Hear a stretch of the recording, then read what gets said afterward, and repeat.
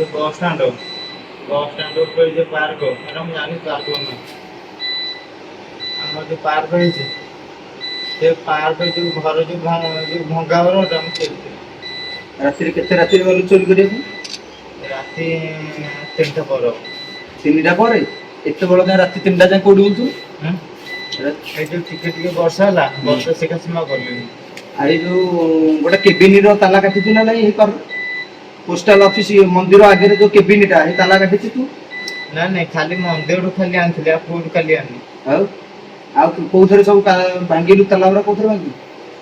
ଖାଲି ଗୋଟେ ରଡ୍ ନେଇ ଯାଇଥିଲି ରଡ୍ଟା କ'ଣ କଲୁ? ରଡ୍ ମନ୍ଦିର ଆଗରେ ପକେଇ ଦେଇଥିଲି ସେଠି ମୁଁ ଆଣିନି ଆଉ ନେଇକି ପଇସା କ'ଣ କଲୁ? ବାଲିରେ ପୋତିଲୁ?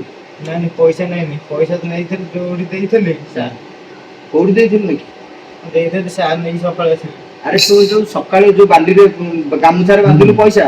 ନାଇଁ ମୁଁ ପଇସା ଆଣିଥିଲି ମାନେ ରାତିକିରୁ କାହାକୁ ଦେଲି ମୋର ଆଉ ଏତେ ହୋସ ନାହିଁ ମୁଁ ପିଇଥିଲି ଆଉ ମୋର ଏତେ ହୋସ ନାହିଁ ସକାଳୁ ମନେ ପଇଲା? ନାଇଁ ନାଇଁ ମୋର ମନେ ନାହିଁ ସାର୍ ତାଙ୍କର ଫୋନ କରି ସାର୍ କି ଆଇଲି କେମିତି ମୋର ମନେ ନାହିଁ ସେ ବାଲିରେ ନେଇ ପୋତି ଦେଇଥିଲୁ? ମୁଁ ଜାଣିନି ସାର୍ ମୁଁ ମଦ ପିଇଥିଲି ଆଉ ମୁଁ ଜାଣିନି ଆହୁରି କୋଉଠି କୋଉଠି ଚୋରି କରୁଛୁ ସବୁ କେତେ ଜାଗା? ସାର୍ ଲେଖିଥିଲି ସାର୍ ପକେଟରେ କେତେ ପକେଟରେ କୋଉଠି ଥିଲା ପଇସା? ନାଇଁ ସାର୍ ପକେଟ ନାହିଁ ନା ଏବେ ତ ଆଉ ନାହିଁ। ଦେଇଥିଲୁ ସବୁ ପଇସା ଦେଇ ଦେଇଥିଲୁ ମାନେ ବହୁତ ଜାଗା ଚୋରି କରୁଛୁ? ମଜା ଚୋରି ଆଉ ରାତିରେ କେବଳ ଚୋରି? ଆଜ୍ଞା ଜୋରଡ ସବୁଦିନ ଚୋରି କରୁ ନା ଦିନେ ଦିନେ? ନାଇଁ ଦିନ ଛାଡ଼ି ଦିନ ଦିନେ ଛାଡି ଦିନେ? ମାସକୁ କେତେ ଦିନ ଚୋରି କରୁ? 15 ଦିନ। ମାସକୁ 15 ଦିନ କୋଉଦିନ 20 ଦିନ କୋଉଦିନ 10 ଦିନ ଏମିତି ଏ ପଇସା ସବୁ ନେଇ କ'ଣ କରୁ? ସେ ମଦ ପିଇବି ଖାଇ ପିଇବି ରହିବି ଜଙ୍ଗଲରେ ରହିବି ଜଙ୍ଗଲରେ? ଘରେ କେହି ନାହାନ୍ତି? ଘର ଅଛନ୍ତି ଘର ଛାଡ଼ି ଦେଇଛି ଘରକୁ ଯାଉନି ଆଉ କୋଉଠି ଧରା ହେଇନି? କୋଉ ଥାନା ଫାନା? ମୁଁ ଯାଇଛି ଏଥର ଚାଲି 4 ଥର ଜମା? ଇଏ ବାଉତି ମନ୍ଦିର ଆଗରୁ ଚୋରି କରିଥିଲ? ଏଇ ଥାନା ଆଗରେ ଯୋଉ ମନ୍ଦିର ହେଇଠି ବି ଚୋରି କରୁଛୁ? ମୁଁ 4 ଥର ଜେଲ୍ ଯାଇଛି 14 ଦିଥର 8 ଥର ଆଉ ଶାଳପାଣି ଖୁଣ୍ଟୁଣି ଜେଲ୍ ଥର ଏ ଯୋଉ ବାଉତି ମନ୍ଦିର କେସରେ ଯାଇଥିଲ ଭିତରକୁ ନା?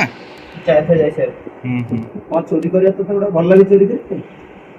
ଆମ ସେ ଘର ଛାଡ଼ି ଦେଇଛି ଘରକୁ ସାର୍ ଯାଉନି ମୁଁ ଆଉ ହେଲାଣି ଆଜି 7 ବର୍ଷ ହେଲା ଆଉ ତୁ କାମ ଦାମ କରୁନୁ? ଗୋଟେ ଭେଣ୍ଡିଆ ଟୋକାଟା ହେଇଛି ନା ଚୋରି କଲେ ଭଲ ଲାଗୁଛି? ଚୋରି କରୁ 3-4 ଥର ଜେଲ ଯାଇକି ଆଇଲୁଣି। ତୋ ନାଁ କ'ଣ? ମୁଁ ସାର୍ ପବିତ୍ର ଦେବି ମୋ ଡାକ ନାଁ ମିଳେଇ ଦେବି ଆଜି ସାର୍ 7-8 ବର୍ଷ ହେଲା ଘର ଛାଡ଼ି ଦେଇଛି